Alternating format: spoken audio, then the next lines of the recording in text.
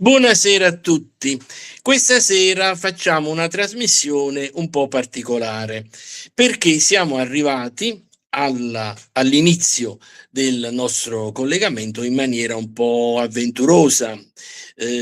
Purtroppo le cose stanno così: quando si mette molta carne a cuocere, corri dietro a questa cosa, corri dietro a quell'altra e non riesci a pensare a tutto. Quindi non siamo riusciti a promuovere la trasmissione come normalmente facciamo. Noi la promuoviamo da almeno 2 o 3 giorni prima con locandine e con comunicati.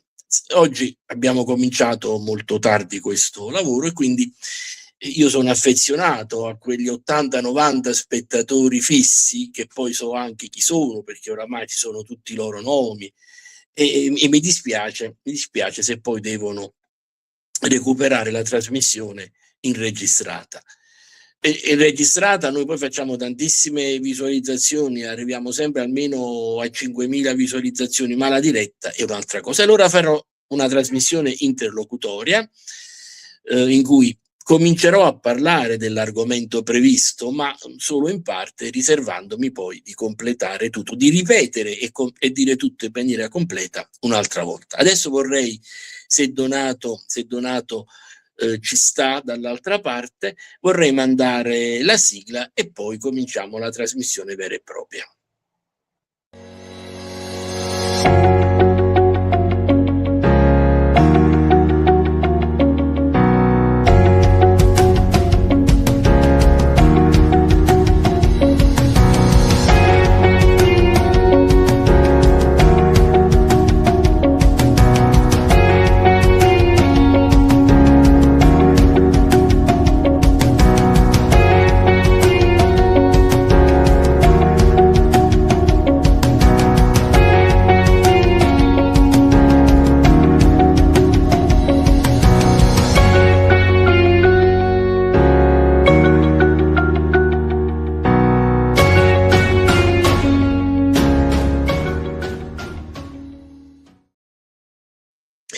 Come sapete, da un certo periodo di tempo, da qualche mese, abbiamo cominciato una serie di trasmissioni contro tutte le guerre, e in queste trasmissioni abbiamo esaminato la guerra da tutti i punti di vista, ma penso che c'è ancora tantissimo da dire. Nella trasmissione precedente io mi ero messo una bella camicia hawaiana e fu notata subito, qualcuno scrisse: ma che bella camicia hawaiana che hai. E oggi mi sono messo una camicia indiana. La prossima volta mi metterò una camicia marocchina. Perché faccio questo? Perché noi siamo dei privilegiati. Noi qui in Italia, io, ecco, Alex, Donato, Maria Assunta De Carolis, siamo dei privilegiati, e il mio amico Michele. Noi lottiamo, facciamo tutte le nostre battaglie per poterci procurare una giornata libera per andare al mare o un fine settimana libero per andare al mare. Questo è, i nostri problemi sono questi, ma in questo momento, mentre noi siamo qui ancora a pensare a cose belle, sperando che la guerra non arrivi fino a dentro casa nostra, o perlomeno che non arrivi direttamente dentro a casa nostra, perché indirettamente ci è già arrivata. Ci sono milioni di persone, ma molti milioni di persone, che stanno lottando per la loro sopravvivenza. Questa è una cosa terribile, è terribile. Ma non si può evitare tutto questo? Certo che si può evitare, evidentemente non c'è la volontà di farlo. Quindi noi continueremo, nel nostro piccolo, a parlare degli orrori delle guerre, degli orrori che stanno succedendo nel mondo attorno a noi. Stasera però l'obiettivo era un altro, era quello di completare il discorso sul Liborio Romano, ma come vi ho detto prima non lo completerò. Perché le testimonianze di Liborio Romano sono particolarmente importanti? Perché Liborio Romano è stato in sostanza il principale artefice della sconfitta militare del Regno delle Due Sicilie. Francesco II era in dubbio se aspettare Garibaldi a Napoli ed affrontarlo nella battaglia finale a Napoli, o se andare via da Napoli e affrontarlo in un'altra località. Chi fece pendere la bilancia a favore della seconda ipotesi fu proprio Liborio Romano, con il suo famoso memorandum che inoltrò a Francesco II il 20 agosto del 1860. In questo memorandum Liborio Romano disse a Francesco II che oramai la guerra era perduta, perché dietro a Garibaldi c'erano, vabbè, lo potete trovare, ve lo scaricate da internet e lo leggete, dietro a Garibaldi c'erano l'Inghilterra e la Francia, che non avrebbero accettato altro che la sconfitta del Regno delle Due Sicilie, che molti generali avevano tradito, molti ma non tutti, e quindi gliela fece così nera che il povero Francesco II, che poi in realtà era un ragazzo anche più giovane emotivamente della reale età che aveva, decise di abbandonare Napoli, lasciando quindi a Napoli la maggior parte dell'esercito. Ma l'esercito del Regno delle Due Sicilie in quel momento era composto da 100.000 uomini, dei quali ben 40.000 a Napoli, e 40.000 militari compatti, addestrati con il re al capo della battaglia, avrebbero dato filo da torcere ai 27-28.000 garibaldini, perché in quel momento tanti erano i garibaldini, poi divennero 40-50.000, ma dopo, successivamente, dopo l'arrivo a Napoli, si ingrossarono le fila dell'esercito meridionale. Quindi Liborio Romano ha tramato con successo per far andare via Francesco II da Napoli. Tra l'altro a Napoli c'era anche un sistema difensivo di tutto rispetto, costituito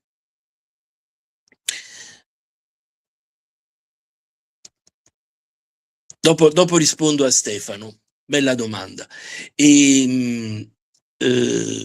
C'era un sistema difensivo di tutto rispetto, c'era il Castello del Carmine, che oggi non c'è più, sono rimaste solo 2 torri a Via Marina, che era quasi imprendibile, c'era il Castel Sant'Elmo, che anche era quasi imprendibile, c'era il Maschiangioino, c'erano altri forti, c'era anche il Forte di Baia, faceva parte del sistema difensivo napoletano. Napoli era quasi impossibile prenderla, obiettivamente era una città inespugnabile.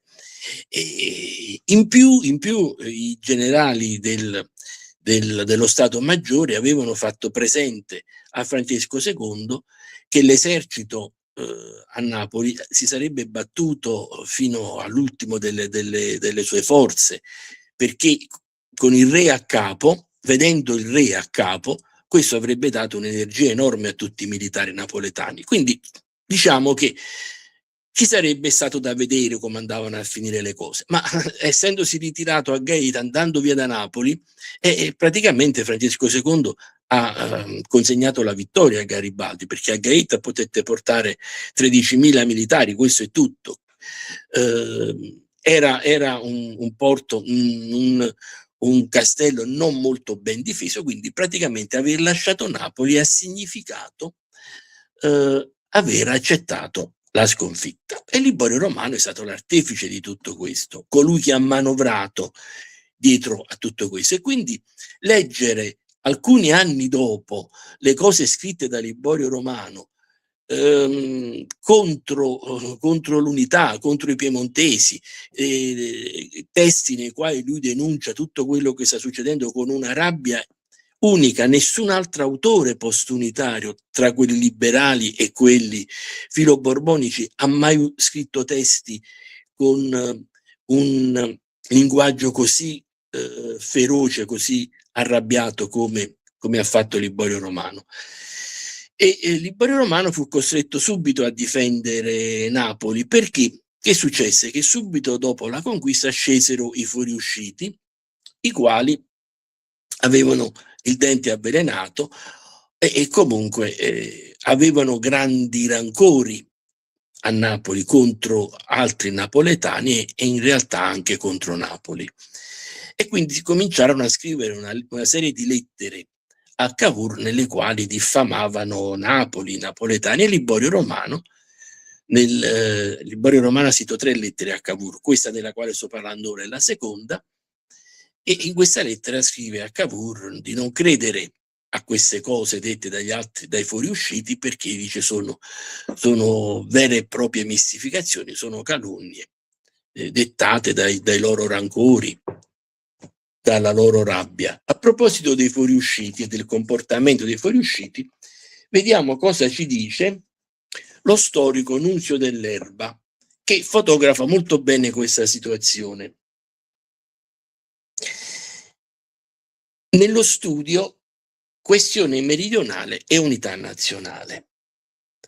La cosiddetta destra storica, che esercitò il potere nel primo quindicennio postunitario, ricevette il sostegno da parte dei liberali napoletani, i quali, per aver trascorso buona parte della loro vita in esilio, non solo avevano maturato un approccio dottrinario verso i problemi del Mezzogiorno, avevano perso il contatto con la realtà, ma erano diventati i garanti più fedeli del progetto dinastico dei Savoia. Ed è proprio così.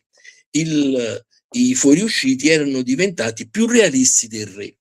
Qui Nunzio Dell'Erba, essendo uno storico contemporaneo e dovendo in fin dei conti fare i conti anche lui con l'accademia, usa il termine progetto dinastico. In realtà era un vero e proprio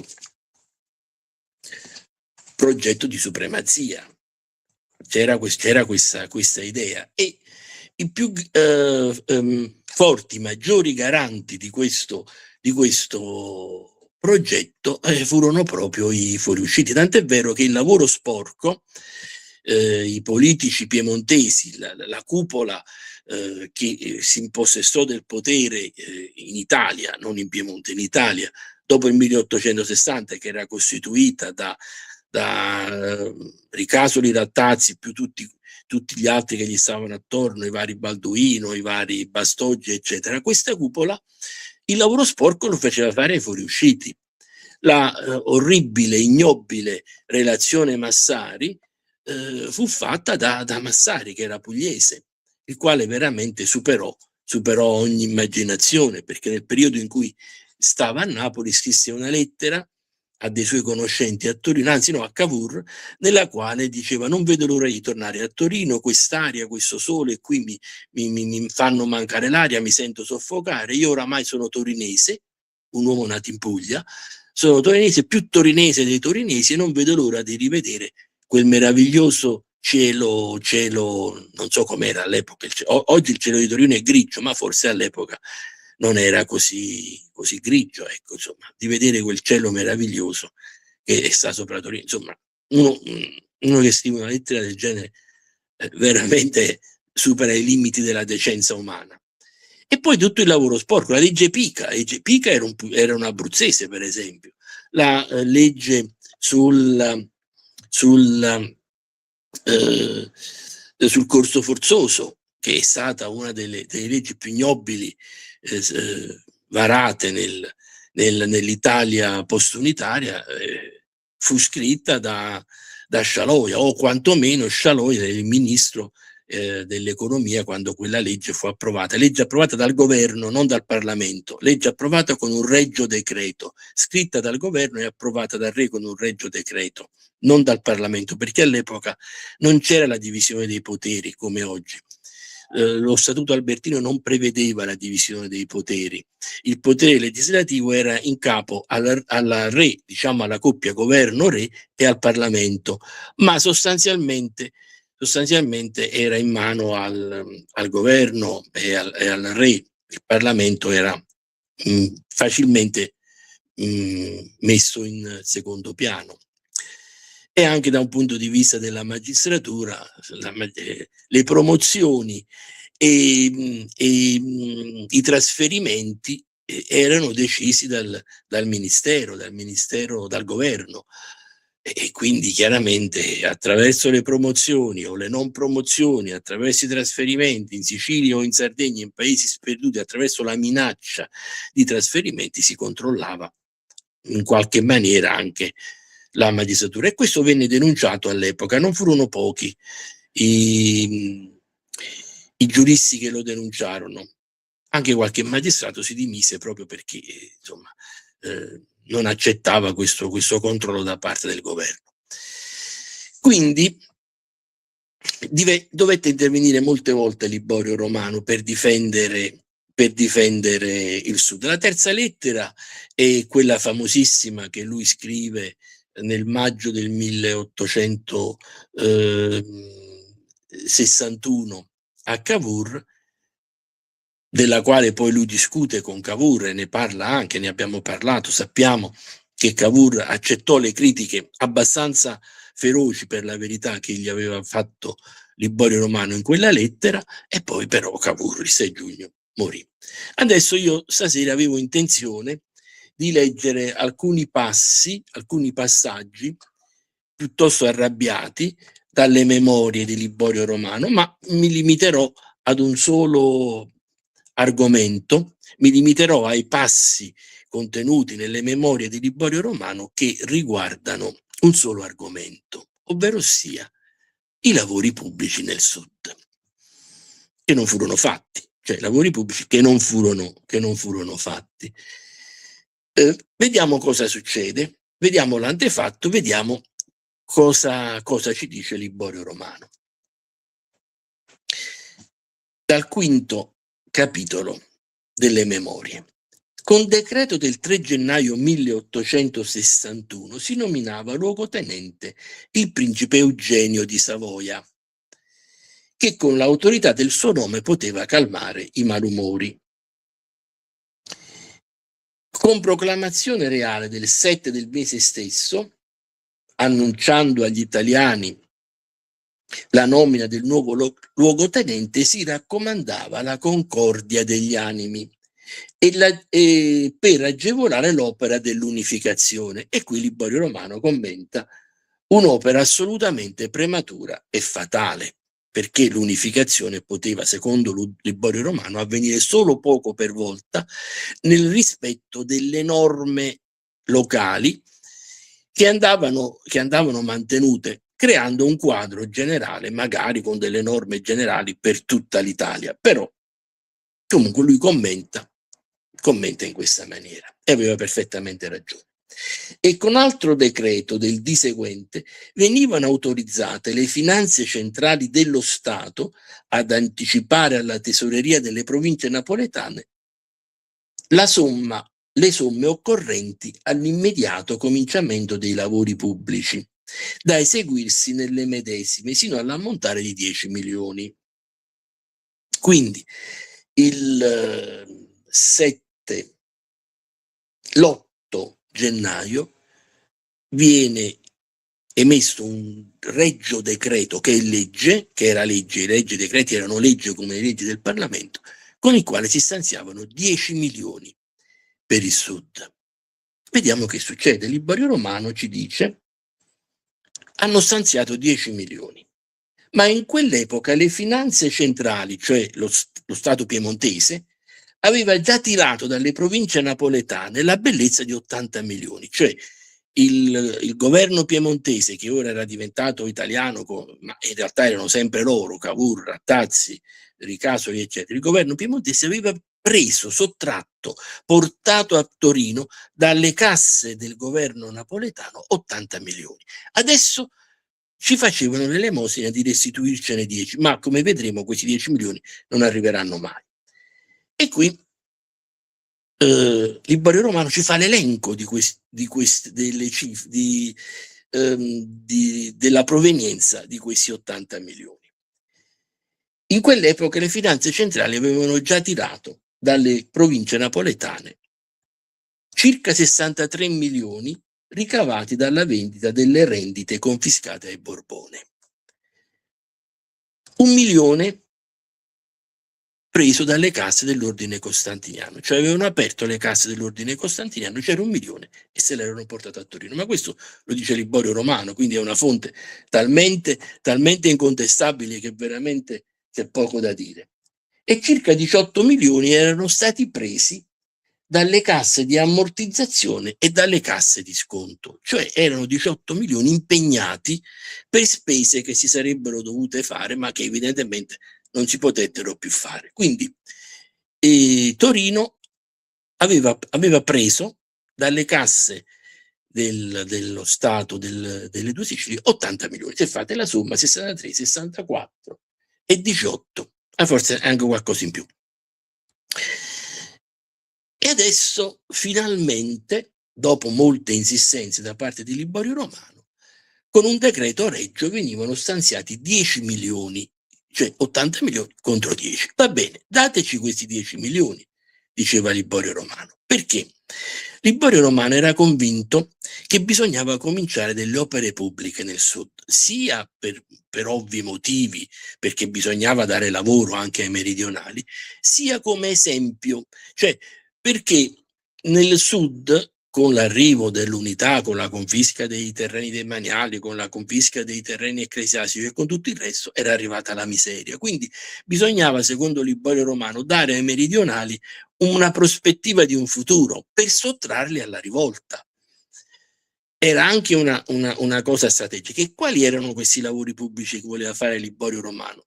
Liborio Romano voleva ripristinare le strade tra i paesi che erano state distrutte durante la guerra.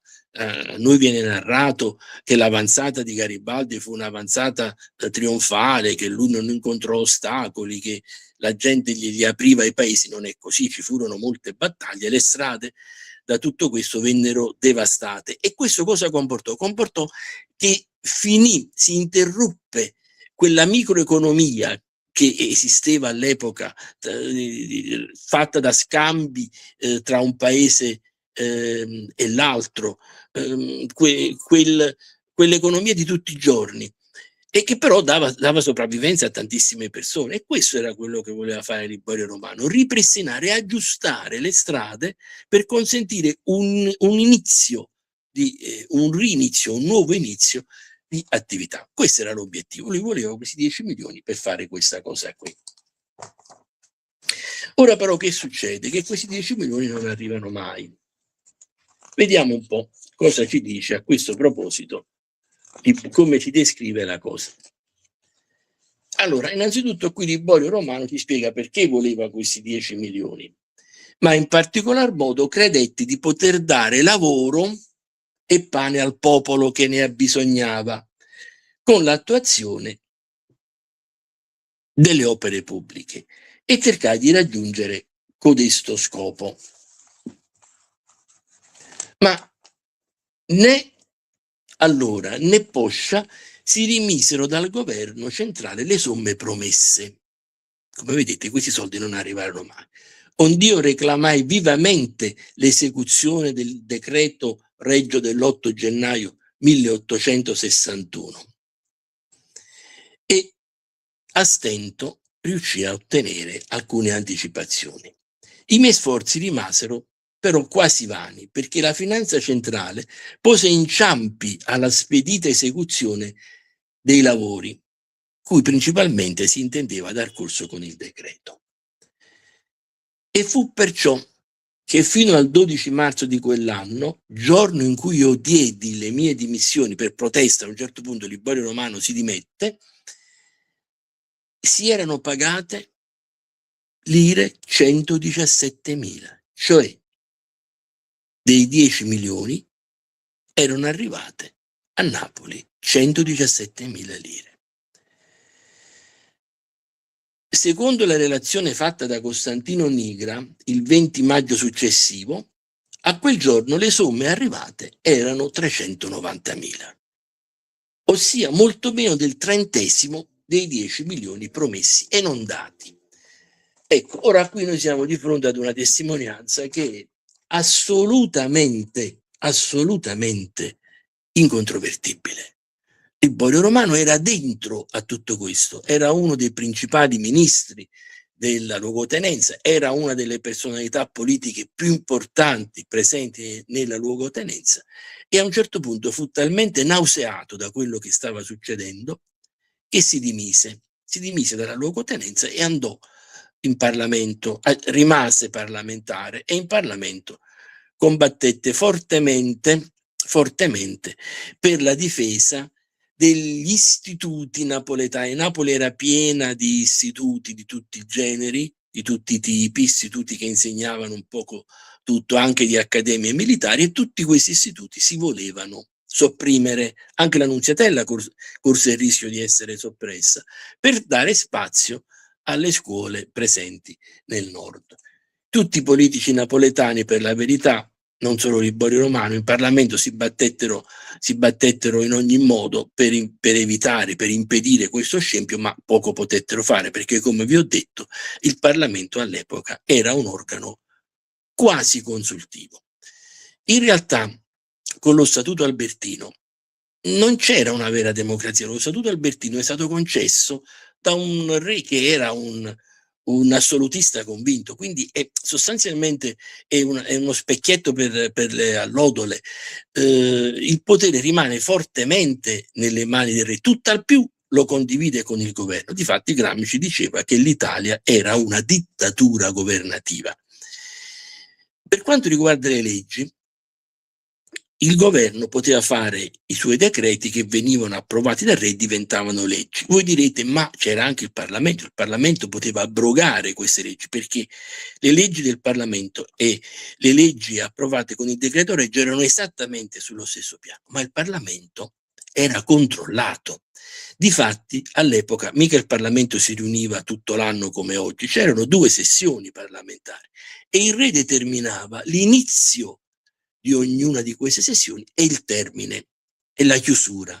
Quindi quando il Parlamento stava per arrivare ad una legge che non piaceva al governo, si faceva un decreto, si chiudeva quella sessione parlamentare e quindi si rinviavano le attività del Parlamento di lì a 4-5 mesi e nel frattempo tutto andava nel dimenticatoio. Con questo sistema il governo, l'accoppiata governo-re, riuscirono ad evitare ben 7-8 volte che venisse abrogata la legge sul corso forzoso, che il Parlamento detestava. Legge sul corso forzoso che, come vi ho detto, era stata approvata con un regio decreto. Vediamo come conclude Liborio Romano su questo punto. Rimasto così quasi del tutto completamente vano il decreto del gennaio 1861, ne seguirono 2 gravissimi mali. Il primo, che il brigantaggio si accrebbe di tutti coloro che l'indigenza spingeva a farvi ricorso come solo mezzo di sopravvivenza, fra i quali non pochi dell'esercito borbonico improvvidamente disciolto. Altro gravissimo errore. Il governo centrale sciolse dalla sera alla mattina l'esercito del Regno delle Due Sicilie. Ma l'esercito del Regno delle Due Sicilie era costituito da 100.000 militari di professione. Non erano militari che stavano facendo la leva e che quindi avevano un altro lavoro. Erano militari di professione, i quali sapevano solamente combattere. E ovviamente continuarono a combattere, ma questo lo sappiamo benissimo. Quindi dice Liborio Romano, il popolo in tutto il sud si vide in una situazione di miseria disperata, e l'unico rimedio che trovò, l'unica cosa che ebbe la forza di fare fu ribellarsi e quindi aggiungersi ai 50.000 militari che avevano continuato la guerra e che rappresentavano il nucleo della resistenza nel sud. Il secondo grosso problema è appunto che continuarono a mancare le strade comunali, come ho spiegato prima. Il secondo gravissimo male fu la mancanza delle strade comunali, la quale danneggia in 1000 modi la pubblica prosperità e le finanze dello Stato, perché le strade comunali erano il minimo sindacale per riprendere un'attività economica nel sud. Quindi questo è quello che Liborio Romano ci dice a proposito dei soldi che non furono inviati al sud per fare non chissà che opere colossali. Pensate che in quello stesso momento al nord si cominciarono opere epocali, ma per fare proprio il minimo, quello che sarebbe servito per la sopravvivenza del sud. Ci sono alcune domande. Adesso voglio velocemente rispondere alle domande perché, come ho detto, ho voluto fare una trasmissione interlocutoria per quei pochi che sono riusciti a collegarsi, perché poi voglio fare una trasmissione come si deve con tutti gli amici che mi seguono. Dalla base di quanto emerso nelle puntate precedenti, giustissimo, si può ancora parlare di scelta personale di Liborio Romano o siamo davanti ad una traiettoria storicamente obbligata? Lui non era storicamente obbligato, era obbligato dalla sua appartenenza politica e dalla sua appartenenza alla massoneria. Era uno dei maggiori rappresentanti della massoneria nel sud, della massoneria che era controllata dalla loggia londinese. La massoneria del sud in quel momento era la massoneria inglese, aveva preso le parti dei piemontesi, come tutto ciò che veniva dall'Inghilterra. Quindi lui non fece una scelta personale, e forse stava lì proprio per fare questo. Probabilmente era stato infiltrato in quella posizione, lui era il ministro dell'interno, proprio per spianare la strada ai garibaldini. Quello che va detto è che dopo se ne pentì molto amaramente, anche se lui non dice mai: se potessi tornare indietro non lo rifarei, non lo dice mai. Io perlomeno nei testi che ho letto non l'ho mai trovata un'espressione del genere, ma è nelle cose, nei fatti, nei comportamenti, nella rabbia che lui matura, che si vede insomma un fortissimo pentimento. Se il suo ruolo nel passaggio al nuovo regno appare così ambiguo, quanto pesa davvero la narrazione postunitaria nella costruzione del suo pentimento? No, il suo pentimento è sincero. Abbiamo la testimonianza del fratello che ci racconta gli ultimi mesi di vita di Liborio Romano, e sappiamo che lui veramente oramai era quasi uscito pazzo per la rabbia, per quello che aveva visto.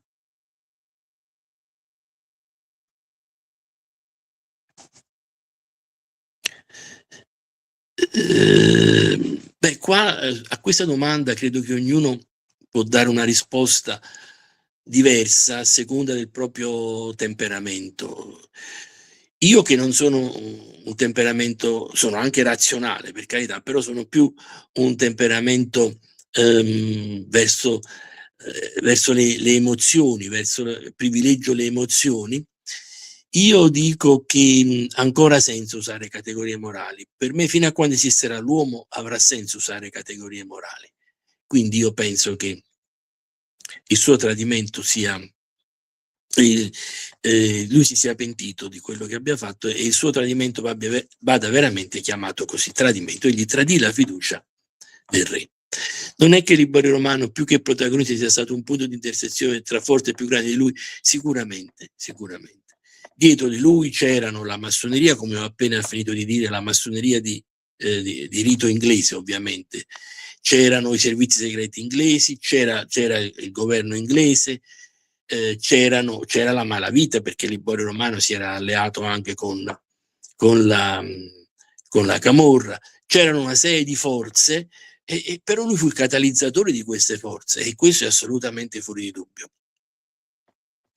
Sì, le istituzioni borboniche erano già abbastanza indebolite prima dell'arrivo di Garibaldi, erano state indebolite nel tempo, c'erano stati anni nei quali si era lavorato ad infiltrare massoni in ruoli chiave, personaggi pagati, erano abbastanza indebolite. Possiamo leggere il suo comportamento come una forma di realismo politico anticipato più che trasformismo nel senso moderno? Il trasformismo nel senso moderno è qualcosa di indecente. Nasce, come sapete tutti, ufficialmente con De Pretis, ma poi è diventato un fenomeno dilagante. No, vorrei rileggere la domanda di prima perché la risposta stava già nella domanda, quindi ripeto le parole di Silvio. Il suo comportamento, sì, lui era convinto che il suo fosse un comportamento di realismo politico, perché lui era convinto che la coalizione antiborbonica fosse così forte che oramai non c'era più niente da fare per fermarla. Invece io non penso così, io penso che si poteva ancora vincere la guerra. E quindi lui realisticamente scrive queste cose a Francesco. Se voi leggete il memorandum, io ce l'ho il memorandum di Liborio Romano, ma è abbastanza lungo, magari cerco di tirare fuori i passaggi fondamentali. Lui dice proprio questo a Francesco II, a un certo punto gli dice: ma noi stiamo combattendo contro tutto il mondo, da quell'altra parte ci sono gli interessi degli inglesi, ci sono gli interessi dei francesi, nessuno verrà a soccorrerci perché hanno tutti quanti paura di queste due potenze. Come possiamo pensare di vincere questa guerra? Cerchiamo almeno di non far distruggere Napoli. Questo fu l'argomento che lui utilizzò e che purtroppo Francesco II sposò. Dopo le analisi fatte finora, cambia qualcosa nella valutazione del suo rapporto con la popolazione napoletana, il consenso reale che aveva?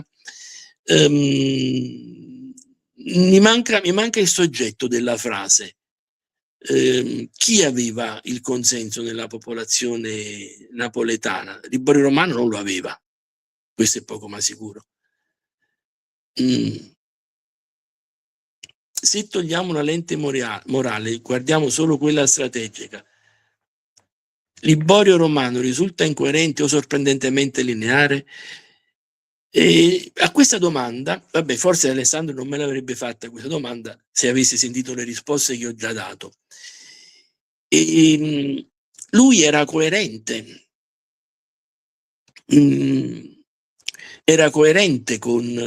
con la sua idea. Lui era convinto che il regno delle due Sicilie avesse già perso. Quindi coerentemente con questa idea cerca di convincere il re che meno danni si fanno e a quel punto lì meglio è. Se Liborio Romano si arrabbiò dopo essere stato consapevole delle conseguenze avvenute, oggi noi al sud dovremmo essere molto più addolorati e molto più arrabbiati di lui, perché quello fu solo l'inizio. Quello che vide Liborio Romano e che lo fece uscire pazzo, sostanzialmente Liborio Romano è morto pazzo, è solo l'inizio. Anzi, all'epoca fu fatto poco, dopo, andando avanti, le cose peggiorarono molto, caro Michele. Se lui a un certo punto si arrabbiò, noi dovremmo essere arrabbiatissimi, e dovrebbero essere stati arrabbiatissimi i napoletani e i meridionali degli anni 50, 60, 70, quando con la cassa per il mezzogiorno depredavano e inquinavano tutto il sud. La legge Pica è stata una cosa incivile che all'epoca fece indignare mezza Europa, difatti non fu rinnovata. La legge Pica aveva una scadenza alla quale doveva essere rinnovata, non venne rinnovata. La legge Pica sottrasse coloro che compivano reati legati al brigantaggio alla legge ordinaria e li sottopose ai tribunali militari, cioè quelli che arrestavano i briganti, i militari che arrestavano i briganti, poi li processavano con dei processi farsa che molte volte non venivano neanche fatti e poi li fucilavano. Questo perché fu fatto? Perché in quel momento era molto forte la prassi delle fucilazioni sommarie, che facevano inorridire l'Europa, veramente facevano inorridire anche molti politici del nord.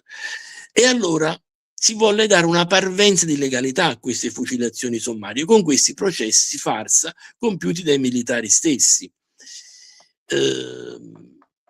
Ci sono testimonianze, ovviamente io le ho i testi o le lettere in questione, in cui alcuni politici del nord avvertono i generali, i comandanti, i colonnelli che stanno operando nel sud di fare veramente questi processi e di non farli solamente sulla carta, perché in Parlamento le cose non andavano bene. Molti parlamentari del sud pretendevano delle inchieste su questi processi falsi, finti, su questi finti processi. In realtà la prassi delle fucilazioni sommarie continuò, comunque venivano fucilati i briganti, poi si facevano dei processi, per modo di dire. Però alcuni processi furono veramente fatti, alcuni processi furono fatti anche da tribunali militari, con un certo rispetto diciamo, almeno non dico di criteri giuridici, ma con un minimo di giustizia. Quindi la legge Pica fece inorridire il mondo. La legge Pica è un orrore, anche perché la legge Pica prevedeva anche il domicilio coatto. Vabbè, all'epoca non si chiamava domicilio coatto, però ovviamente per farmi comprendere dico questo, lo chiamo in questa maniera. E questa punizione era prevista per tutti coloro che venivano sospettati di essere in qualche maniera complici, collegati al brigantaggio. Quindi non erano necessarie neanche delle prove. Immaginate cosa successe nei paesi del sud, quando qualcuno odiava qualcun altro, lo denunciava, bastava il sospetto. Quindi veramente fu un orrore. Quanto delle accuse di opportunismo nasce da documenti coevi e quanto invece da letture successive della storiografia?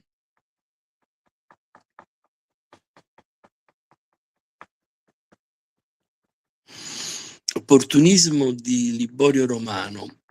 Liborio Romano ne parla lui stesso nelle sue memorie, ne parla il fratello quando parla di quello che è successo a Giuseppe Romano, parla di quello che è successo a Liborio Romano, descrive tutte le cattiverie che lui ha subito, tutte le delusioni, tutta la sua vita. Esisteva una massoneria a due siciliani, esistevano tante massonerie, ma quella vera e propria, quella che dipendeva da Londra, era la massoneria di rito scozzese. Se Liborio Romano avesse scelto una strada diversa, pensi che la storia avrebbe preso una piega differente o gli eventi erano troppo avanzati per essere modificati da un singolo uomo? La strada diversa, Corrado non la doveva prendere Liborio Romano. Lui stava facendo il suo, lui stava svolgendo il suo compito, quello di convincere Francesco II a lasciare Napoli. La strada diversa la doveva prendere Francesco II e mettersi a capo dell'esercito napoletano come i generali come i maggiori, i più importanti generali, come i generali del suo esercito gli consigliavano, perché loro dicevano questo, è vero, questo lo dice il generale Ischitella, che era il capo dell'esercito dello Stato Maggiore. Dice questo a Francesco II, è vero che finora ci sono state solo sconfitte, ma nel momento in cui i militari ti vedranno, la vedranno, non so come si rivolgeva al re, con che vi vedranno, ecco, probabilmente dicevo così, vi vedranno a capo dell'esercito, sarà un tale rinnovamento di energia, una tale forza che loro diventeranno imbattibili. Questo era. Francesco II avrebbe dovuto avere il coraggio di affrontare Garibaldi a Napoli e sarebbe stata molto diversa la situazione. Avrebbe vinto, avrebbe perso, non lo sa, avrebbe perso comunque, non lo sappiamo. Però andando a Gaeta lui aveva praticamente già sancito la sua sconfitta. No, massoneria meridionalista non mi risulta proprio. Va bene. Beh, comunque, nonostante che Donato e io abbiamo dovuto veramente improvvisare la trasmissione quasi da un momento all'altro, ho visto che siamo stati seguiti lo stesso moltissimo e questo mi conforta. C'è uno zoccolo duro di nostri appassionati. E beh, la storia vera, la storia appassiona, non ci sta niente da fare. Allora io vi saluto e vi do appuntamento alla settimana prossima. Buon fine settimana a tutti.